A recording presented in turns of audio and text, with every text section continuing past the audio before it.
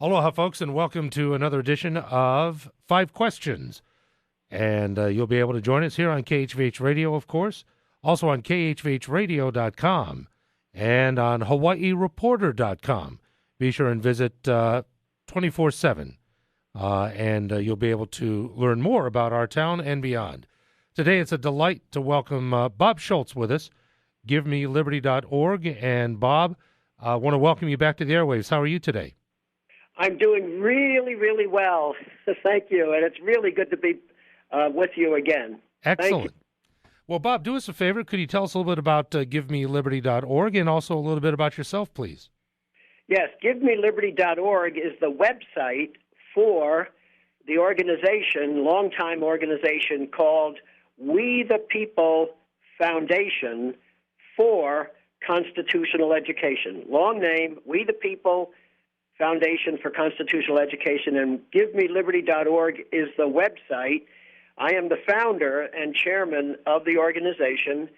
I'm 71 years old, and for the past 32 years, as an individual and head of a relatively small group, it is nationwide, but relatively small compared to other organizations that do the same sort of thing.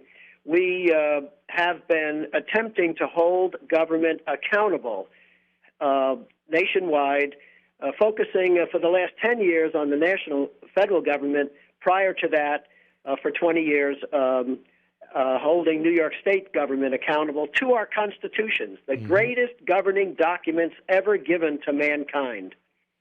Absolutely so. Part of the information that we've gleaned in the past is that you're very specific in addressing government wrongdoing.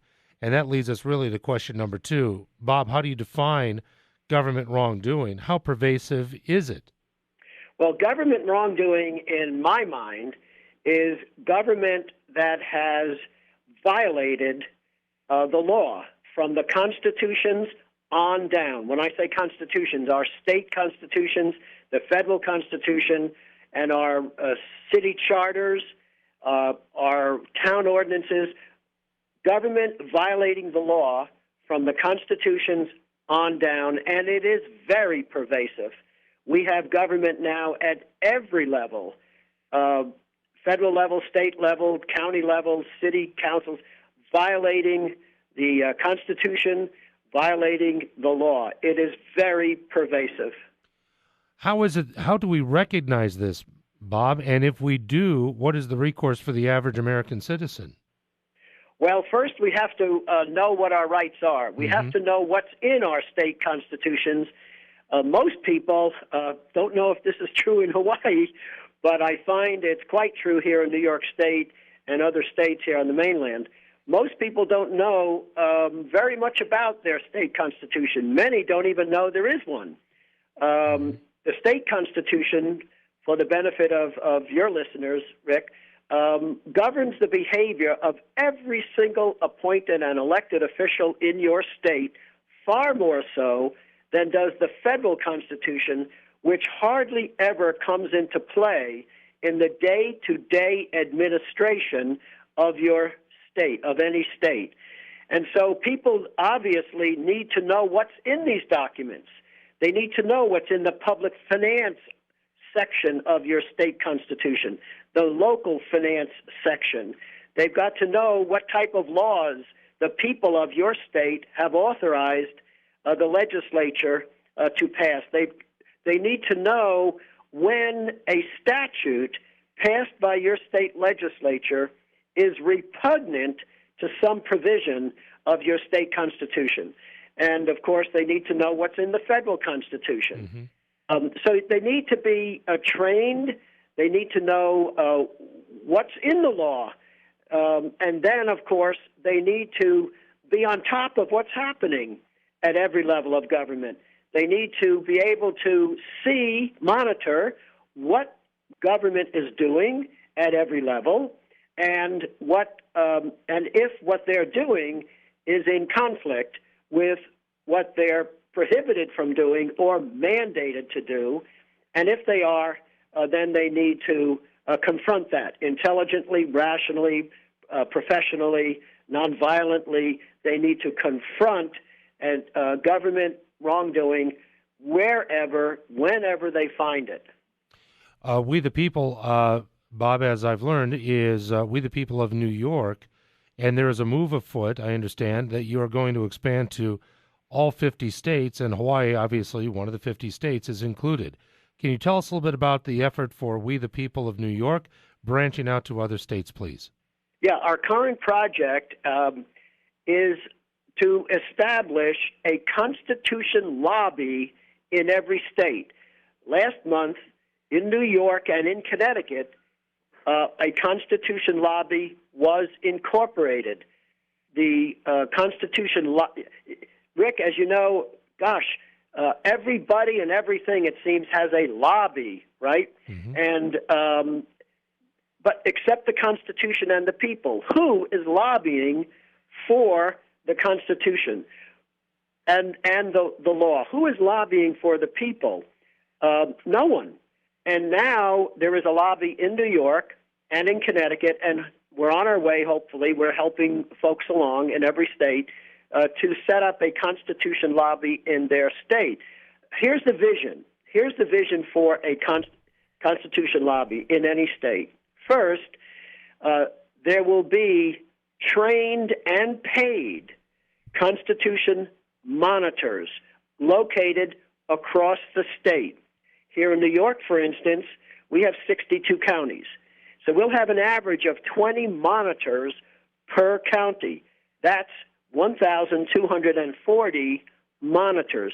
These folks will be trained and paid a stipend to be on the job watching what their town governments, their city councils, their county legislatures, the state legislature are doing, and their federal representatives are doing, and comparing what they're doing to the requirements of their state federal constitutions and the law. And if they see or something that is outside, that is unconstitutional or illegal, they will approach the offending elected official or officials. And as soon as that happens, there's something, we're looking for 5%. Let me back up a moment, Rick. We're looking for 5% of the population of each state to be members of the state's Constitution lobby, people who want to see their government at every level held accountable to the constitutions and the law. So 5% of the population here in New York, that's 800,000 people. Mm-hmm. That would make this lobby the most powerful lobby in the state. It would have more members, dues-paying members, than any other lobby.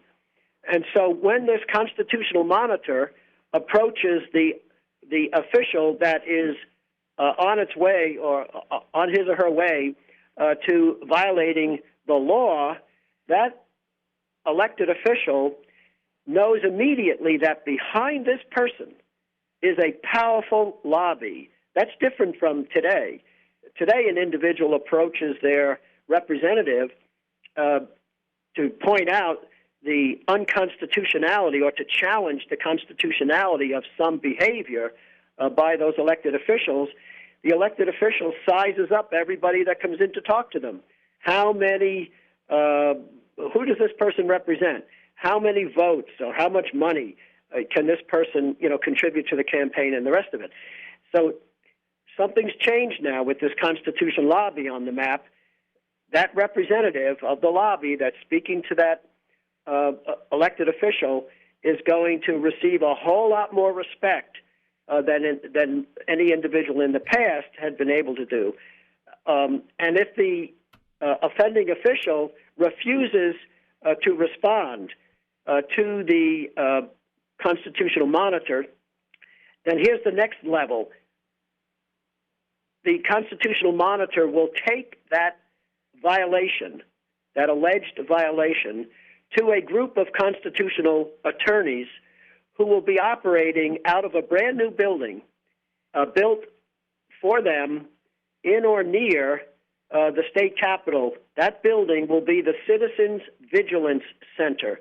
So a group of constitutional attorneys with necessary paralegals and other staff, and they will investigate, and they will recommend a course of action, either legal action or civic action, for the approval of the lobby's board of directors. The board of directors will be a coalition of constitutional experts. So on the board of each state's lobby, constitution lobby, will be an expert on rights of privacy, another expert on the right of property, another expert on money, and so forth. So you'll have this interdisciplinary coalition running the entire operation of the lobby on a day-to-day basis. And the lobby then will be able to hold officials accountable, getting the country to the point, or the state to the point, where the government is now fearing the people. You remember Jefferson's words, Rick? Jefferson said, when the people fear the government, which unfortunately is pretty much the case today, when the people fear the government, you have tyranny. When the government fears the people, you have liberty. And Jefferson wasn't talking about the government fearing the people because they're armed, although obviously that helps. But what he was talking about was government fearing the people because government knows, the people know what their rights are, and government knows that the people are watching them, and the government knows that the people are organized and powerful and have the resources to hold them accountable when they engage in wrongdoing. On that note, Bob, we've utilized a great deal of time, and I do appreciate the dissertation regarding the constitutional lobbies. Because of time, I'm going to ask just a couple of brief questions and then ask how folks can join your effort. Yeah. I do want to just touch on one more question, and that has to do, explain the legal concept of sovereign immunity and its effect on the citizen. Well, sovereign immunity is a doctrine, a judicial doctrine, which comes from the Department of Justice. You know, and what it says is that the state is sovereign. You cannot sue the state.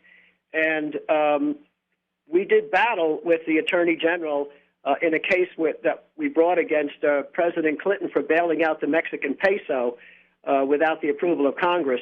That was the Attorney General's initial argument in court in their defense. And we prevailed by convincing the court that this was a constitutional question and that we were not asking for money damages.